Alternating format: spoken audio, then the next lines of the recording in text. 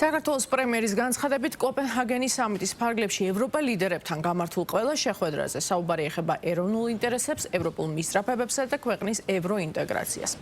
საქართველოსა და ჩვენ ქვეყანასთან ურთიერთობაზე სამიტის დაწყებამდე ჟურნალისტებთან ისაუბრეს სხვა ქვეყნების პირველმა პირებმაც.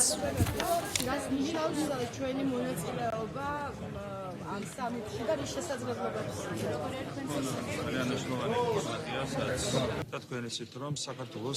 მოუთმელად ველოდები ყველა მეზობელი ქვეყნის წარმომადგენელთან კოპენჰაგენში შეხვედრას. რაც შეეხება ჰიბრიდულ საფრთხეებს, ეს დღეს ერთ-ერთი ყველაზე მნიშვნელოვანი საკითხია, რადგან ევროპაში ახლა არა მხოლოდ ჰიბრიდული თავდასხმები, არამედ ჰიბრიდული ომი მიმდინარეობს. ეს არის ჩვენი გადაიარაღების ნაწილი, რადგან როდესაც ვამბობთ ევროპის გადაიარაღებას, ეს ასევე გულისხმობს ევროპული საზოგადოების გაძლიერებას. ვფიქრობ, ჩვენ ასევე ფოკუსირება უნდა მოვახდინოთ კიბერთავდასხმებზე, დივერსიების რისკებსა და დრონების შესაძლებლობებზე.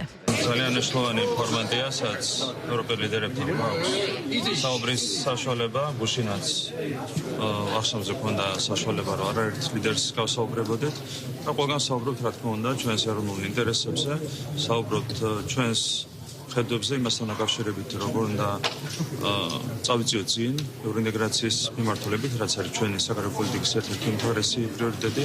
გუშინ მქონდა საინტერესო გაცვლა მოსაზრებების იდეების ევროპელ ლიდერებთან და აქტიურად გამოვიყენებთ დღესაც ამ ფორმატს იმისათვის, რომ მაქსიმალურად ვისაუბროთ ჩვენს ეროვნულ ინტერესებზე, ჩვენს ევროპულ პარტნიორებთან.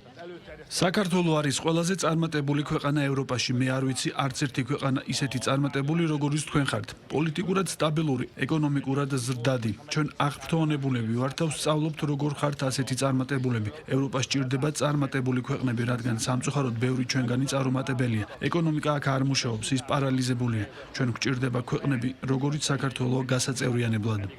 მე შესანიშნავი ურთიერთობა მაქვს საქართველოსთან. პრეზიდენტ ყაველაშვილთან, რომელსაც ახლახან ნიუ-იორკში შევხვდი. გუშინ პრემიერ-მინისტრის ირაკლი კობახიძის გვერდით ვიჯექი და კარგი საუბრები გქონდა. დღეს განვაგრძობთ განხილვას მნიშვნელოვან საკითხებზე. გვაქვს ზოგიერთი ქართული ინიციატივა, რომელიც უნდა შევისწავლოთ, გავაანალიზოთ და გავცეთ პასუხები. მაგრამ ასევე უნდა გავზარდოთ ჩვენი ეკონომიკური თანამშრომლობის დონე. დღევანდელ მსოფლიოში ყველა თავის საქმით არის დაკავებული და ძალიან ცოტა ადამიანს სურს მეორე მხარის მოსმენა. ჩვენ ყოველთვის მზად ვიქნებით ყველას მოусმინოთ და ვიმედოვნებთ, ქართული მხარეც ამასვე აკეთებს. სიმართლე გითხრათ, დიდად არ მაინტერესებს, რა სიტყვიან ზოგიერთები ჩვენ შესახებ. ჩვენი საქმეა ვიზრუნოთ ქვეყანასა და ხალხზე.